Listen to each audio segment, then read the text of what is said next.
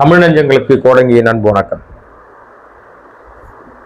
தமிழ்நாட்டினுடைய முதல்வராக இருக்கிற மரியாதைக்குரிய மாண்புமிகு சோசப் விஜயனுடைய அந்த தனிப்பட்ட வாழ்க்கைனா வேற ஏதாவது நான் பேச போறேன்னு நினைச்சிடாதீங்க. அதெல்லாம் நான் பேச மாட்டேன். அநாகரிகமான பேச்சுக்கள் நம்ம சேனல்ல கிடையாது. அவருடைய பர்சனல் லைஃப் இருக்குல்ல, அதாவது மனைவி குழந்தைகள் அப்படின்னு ஒரு குடும்ப வாழ்க்கை இருக்குல்ல, அதுல இப்போ சிக்கல் இருக்கு. மனைவி விவாகரத்து கேட்டு செங்கல்பட்டு கோர்ட்ல மனு தாக்கல் பண்ணியிருக்காங்க. உங்க எல்லாருக்குமே தெரியும். அது கடந்த தேர்தலுக்கு முன்பாக அந்த வழக்கு விசாரணை வச்சு அப்புறம் அந்த வழக்கை தள்ளி வச்சுட்டாங்க. அப்புறம் கடந்த முறையை முதலமைச்சர் ஆயிட்டார் இவர். அவரும் ஆஜராகலை. அவங்க லண்டன்ல இருந்தாங்க, அவங்களும் ஆஜராகலை. அவங்க தமிழ்நாட்டின் சிட்டிசன் கிடையாது, இந்திய குடிமகள் இல்லை. அவங்க லண்டன் பிரஜை, அங்கதான் இருக்காங்க. அவங்களுடைய வீடு, அவங்க அப்பா வீடு அங்கதான் இருக்கு. அந்த வழக்கு நேற்றைக்கு மீண்டும் விசாரணைக்கு வந்தது. அந்த விசாரணையில என்ன நடந்தது அப்படின்றதெல்லாம் தெரியாது. அந்த வழக்கிலிருந்து அவர்கள் அந்த வழக்கை வாபஸ் பெற்று விட்டதாக ஒரு தகவல் உலா வருது. அந்த ஸ்டேட்டஸ்லயும் பாத்தீங்கன்னா அவங்க டிஸ்மிஸ் பண்ணிட்டாங்க, அதாவது டிஸ்க்ளோஸ் பண்ணிட்டாங்க. எதற்காக டிஸ்க்ளோஸ் பண்ணாங்க அப்படின்றது முழுமையான விஷயம் தெரியல. அவங்க ஆன்லைன்ல தான் லண்டன்ல இருந்து பேசியிருக்காங்க, அதாவது ஆஜராயிருக்காங்க நீதிபதி முன்னாடி. லண்டன்ல தான் ஆன்லைன்ல ஆஜராயிருக்காங்க. அப்போது அவர்கள் சொன்ன சில விஷயங்கள், பேசிய சில விஷயங்களுக்கு பிறகு இந்த வழக்கு முடித்து வைக்கப்பட்டதாக தகவல்கள்லாம் தெரிவிக்குது. டைவர்ஸ் இல்லை, அந்த கணக்குப்படி பார்த்தா டைவர்ஸ் இல்லை.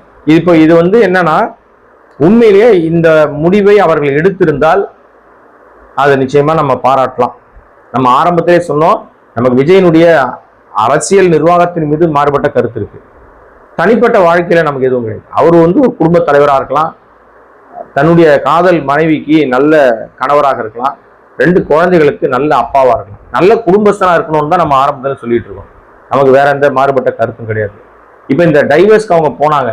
அவங்க ஏன் டைவர்ஸ்க்கு போனாங்கன்னா, நம்ம முதலமைச்சருக்கு ஒரு நடிகையோட தொடர்பு இருக்கு, திருமணத்துக்கு மீறிய உறவில் இருக்கிறாருன்னு அவங்க அதை மென்ஷன் பண்ணியிருந்தாங்க. அது ஆபாசமான உறவா, அது என்ன உறவுலாம் நமக்கு தெரியாதுங்க. அவங்க அதை மென்ஷன் பண்ண, திருமணத்துக்கு மீறிய உறவுன்றது நிச்சயமாக அது ஒரு தவறான உறவாக தான் இருக்கணும்னு எல்லாரும் பொதுவாக பேசுவாங்க, அப்படிதான் திங்க் பண்ணுவாங்க. அப்புறம் அந்த நடிகை பேரை தேவைப்பட்டால் சொல்லுவேன்னு அவங்க சொன்னாங்க.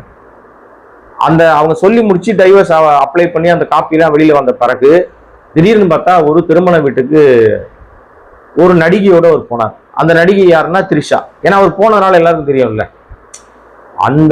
அந்த மனைவி கொடுத்த பிரேயர்ல அந்த நடிகை பேர் இல்லை, ஒரு நடிகையோட தொடர்பு இருக்கிறாருன்னா இருந்துச்சு. ஆனா இவர் என்ன பண்ணாருன்னா, திரிஷாவோடு கல்யாண வீட்டுக்கு போறாரு, திரிஷாவோட சாவு வீட்டுக்கு போறாரு. அப்புறம் அந்த மாதிரி இவங்க ஜெயிச்ச பிறகு அவங்க பதவியேற்பு விழாக்கு திரிஷா போறாங்க, அவங்க வீட்டுக்கு போறாங்க. வீட்டுக்கு போய் என்ன பண்ண போறாங்க, எதுக்கு போறாங்க நமக்கு தெரியாது. ஸோ இப்போ முந்தா நேற்று கூட பாத்தீங்கன்னா கார்ல அவங்க வீட்டுக்கு போறாங்க. இந்த மாதிரியான நிகழ்வுகள் நடந்துகிட்டு இருக்கு. ஸோ நட்பு ரீதியாக தான் நாங்கள் இருக்கிறோம் அப்படின்னா, எனக்கும் நம்ம முதலமைச்சர் அவருக்கும் எந்த தொடர்பும் கிடையாது, நாங்கள் நல்ல நண்பர்கள் அப்படின்னு ஏன் அந்த அம்மா சொல்ல மாட்டேங்குதுன்னு எல்லாரும் கேட்குறாங்க. பட் அவங்க அதை சொல்லணும்னு அவசியம் கிடையாது. ஆனால் சொன்னால் ஒரு நாகரிகமாக இது அடுத்த கட்டத்தை நோக்கி நகராமல் முடிஞ்சிடும். இந்த என்ன இவர்களுக்குள்ள தொடர்பு நட்பு அப்படின்ற விஷயம் முடிஞ்சிடும். ஏதோ உள்ளூர்ல தமிழ்நாட்டில் மட்டும் பேசிக்கிட்டு இருந்தாங்க.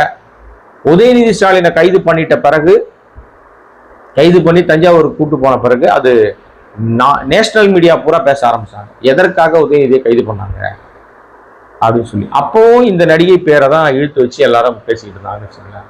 இப்போ சிக்கல் எதை நோக்கி நம்ம போறோமோ அது நமக்கே பூமரங் மாதிரி திரும்பிடுது அப்படின்றது தான் சிக்கலே. இப்போ இந்த டைவர்ஸ்க்கு அப்ளை பண்ணவங்க திடீர்னு டைவர்ஸ் நோட்டீஸ்ல இருந்து அதை அப்பீல் பண்ணாங்க இல்லையா, அந்த டைவர்ஸ் எனக்கு கொடுங்கன்னு சொல்லிட்டு அதுல இருந்து அவங்க அதை வித்ரா பண்ணிட்டாங்கன்ற மாதிரி சொன்ன உடனே, அப்போ இப்போதைக்கு டைவர்ஸ் கொடுக்க அவங்க விரும்பல.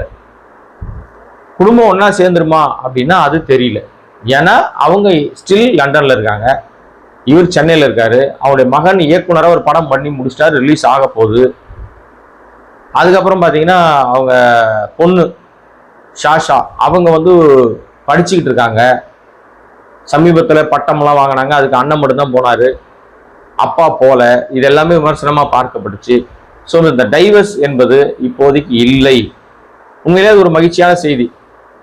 தனிப்பட்ட வாழ்க்கையில ஒழுக்கமா இருக்கணும்னு பேசுறவர் வந்து நம்ம முதலமைச்சர் சப் விஜய்.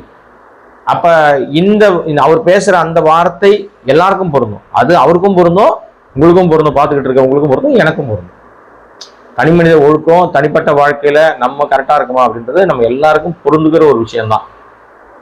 ஸோ இது என்ன அடுத்த கட்ட நகர்வாக இருக்கும்? அவங்க லண்டன்ல இருந்து எப்போ சென்னைக்கு வருவாங்க, சந்திப்பாங்களா, மீண்டும் அவர்கள் குடும்பமாக இணைவார்களா என்பது $1,000,000 கொஸ்டினா இருக்குது. பட் நாமெல்லாம் விரும்புவது ஒரு குடும்ப தலைவனாக குடும்பத்தோடு இருந்து அவர் மகிழ்ச்சியாக அவருடைய வாழ்க்கையை நடத்தினார்னா அதை நம்ம பாராட்டலாம். நடக்குதா அப்படின்றத பொறுத்து தான் பார்க்குறோம். நம்முடைய வீடியோவை சப்ஸ்கிரைப் பண்ணாம பார்த்துருக்காங்க மக்களே, சப்ஸ்கிரைப் பண்ணுங்க, சப்போர்ட் பண்ணுங்க. மீண்டும் பல விஷயங்கள் பேசலாம். நன்றி, வணக்கம்.